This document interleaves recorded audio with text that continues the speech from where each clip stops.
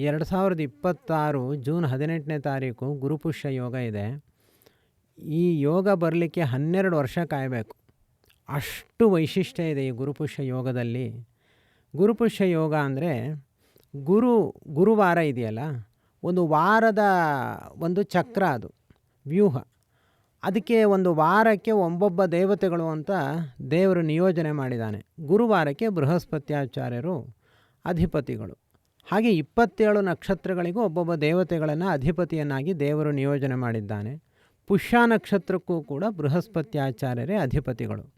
ಗುರುವಾರ, ಪುಷ್ಯ ನಕ್ಷತ್ರ ಎರಡಕ್ಕೂ ಅಧಿಪತಿಯಾಗಿರುವಂತಹ ಬೃಹಸ್ಪತ್ಯಾಚಾರ್ಯರು ಅದು ನಾಳೆ ಒಟ್ಟಿಗೆ ಅದು ಜೂನ್ 18ನೇ ತಾರೀಕು 2026ನೇ ಇಸ್ವಿಯಲ್ಲಿ ಸಂಯೋಗ ಆಗ್ತಾ ಇದೆ.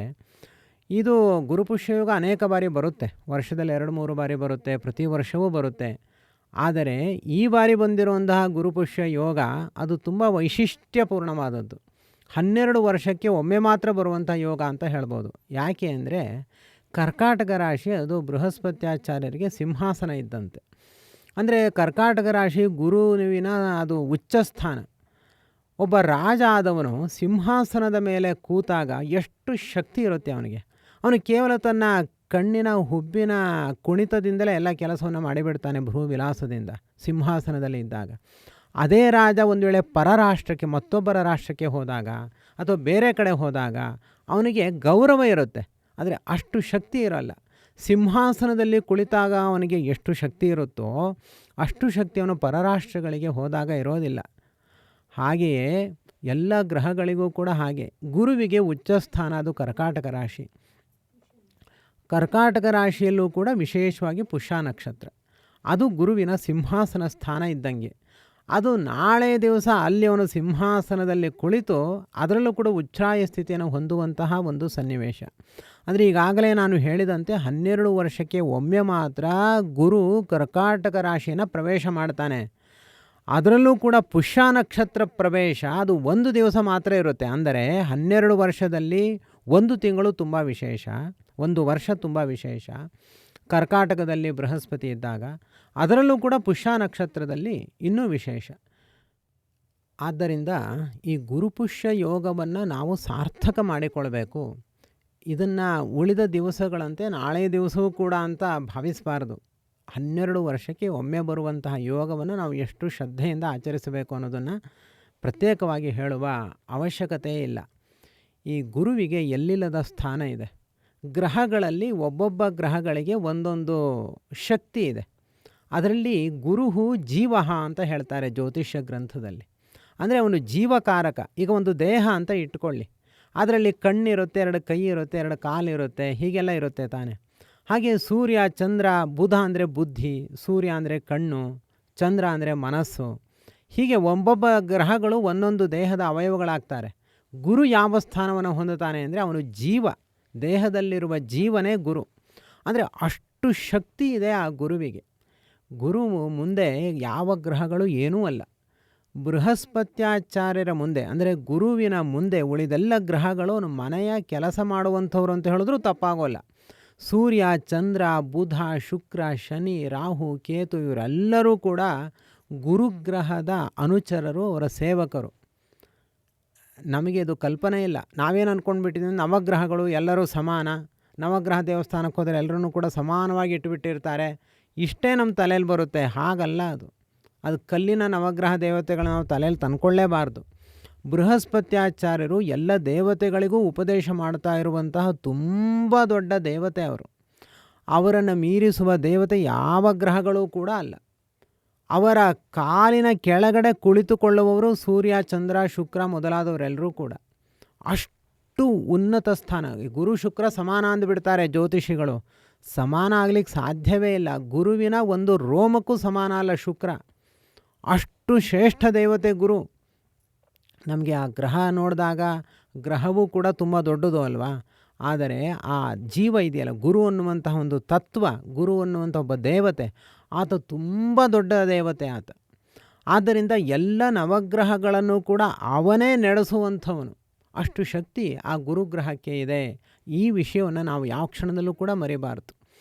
ಆದ್ದರಿಂದ ಜೀವಕಾರಕ ಅಂತಂದ್ರೇನು, ನಮಗೆ ಜೀವನವನ್ನೇ ನೀಡುವಂಥವನು ಗುರು.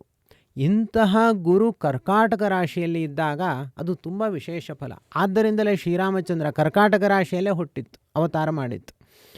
ಈ ಕರ್ಕಾಟಕ ರಾಶಿ ಅನ್ನುವಂಥದ್ದು ಚಂದ್ರನ ಮನೆ ಕೂಡ ಆಗಿದೆ. ಚಂದ್ರ ಅಂತಂದರೆ ಅವನು ಮನೋಕಾರಕ, ಗುರು ಜ್ಞಾನಕಾರಕ. ಅಂದರೆ ಗುರು ಜೀವಕಾರಕ, ಅಂದರೆ ಜೀವನವನ್ನು ಕೊಡ್ತಾನೆ ಅಂದರೆ ಅವನು ಮೊದಲು ಕೊಡೋದು ಜ್ಞಾನವನ್ನು ಕೊಡ್ತಾನೆ, ಆಮೇಲೆ ಸಂಪತ್ತನ್ನು ಕೊಡ್ತಾನೆ, ಆಮೇಲೆ ಹೆಂಡತಿ ಮಕ್ಕಳನ್ನು ಕೊಡ್ತಾನೆ. ಹೀಗೆ ಗುರು ನಮಗೆ ಬೇಕಾಗಿರುವಂಥ ಎಲ್ಲ ಅಗತ್ಯತೆಗಳನ್ನು ಕೂಡ ಪೂರೈಸ್ತಾನೆ. ಅದು ಚಂದ್ರನ ಸಹಕಾರ ಸೇರಿದಾಗ ಮನಸ್ಸಿನ ಜೊತೆ ಜ್ಞಾನ ಸೇರುತ್ತೆ. ಮನಸ್ಸು ಇಲ್ಲದ ಜ್ಞಾನ ವ್ಯರ್ಥ, ಹಾಗೆ ಜ್ಞಾನವಿಲ್ಲದ ಮನಸ್ಸು ಶೂನ್ಯ. ಜ್ಞಾನ ಮನಸ್ಸು ಎರಡೂ ಕೂಡ ಒಗ್ಗಟ್ಟಾಗಿ ಸೇರಬೇಕು, ಆಗ ಅದು ಒಂದು ಪರಿಪೂರ್ಣವಾದ ಒಂದು ಜೀವನ ಆಗುತ್ತೆ. ಹಾಗಾಗಿ ಚಂದ್ರ ಮತ್ತು ಗುರುಗಳ ಸಂಯೋಗ ಅದು ಗುರುಪುಷ್ಯ ಯೋಗದ ಅಭಿಪ್ರಾಯ. ಈ ಅಭಿಪ್ರಾಯವನ್ನು ಅರ್ಥ ಮಾಡಿಕೊಂಡು, ಈಗ ತಾನೇ ಅಧಿಕ ಮಾಸ ಮುಗಿದಿದೆ, ಈಗ ದಶಾಹರ ಪರ್ವಕಾಲ ನಡೀತಾ ಇದೆ. ಜ್ಯೇಷ್ಠ ಮಾಸ ಇದು ಶ್ರೇಷ್ಠ ಮಾಸ. ಜ್ಯೇಷ್ಠ ಶ್ರೇಷ್ಠ ಪ್ರಜಾಪತಿ ಅಂತ ದೇವರ ಹೆಸರಿತು. ಆದ್ದರಿಂದ ಈ ಜ್ಯೇಷ್ಠ ಮಾಸದಲ್ಲಿ ದಶಹರ ಅನ್ನುವಂಥ 10 ದಿವಸಗಳ ಕಾಲ ವಿಶೇಷವಾಗಿ ಗಂಗಾ ದೇವಿ ನಮ್ಮೆಲ್ಲರ ಪಾಪಗಳನ್ನು ಪರಿಹಾರ ಮಾಡುವ ಪರ್ವಕಾಲ. ಇದೇ ಪರ್ವಕಾಲದಲ್ಲಿ ಗುರು ಪುಷ್ಯ ನಕ್ಷತ್ರವನ್ನು ಪ್ರವೇಶ ಮಾಡುವಂತಹ ಒಂದು ಅವಕಾಶ ಬಂದಿದೆ. ಅಂದರೆ ಚಂದ್ರನ ಸಂಚಾರದಲ್ಲಿ ನಾಳೆ ಪುಷ್ಯ ನಕ್ಷತ್ರದಲ್ಲಿ ಚಂದ್ರ ಬರ್ತಾನೆ, ಗುರು ಕೂಡ ಅಲ್ಲಿ ಇರ್ತಾನೆ. ಆದ್ದರಿಂದ ಚಂದ್ರ ಮತ್ತು ಗುರುಗಳ ಸಂಯೋಗ ಉಂಟಾಗುತ್ತೆ, ಮನಸ್ಸು ಮತ್ತು ಜ್ಞಾನಗಳ ಸಂಯೋಗ ಉಂಟಾಗುತ್ತೆ. ಇಂತಹ ಪರ್ವಕಾಲವನ್ನು ನಾವೆಲ್ಲರೂ ಕೂಡ ಸಾರ್ಥಕ ಮಾಡಿಕೊಳ್ಳಬೇಕು.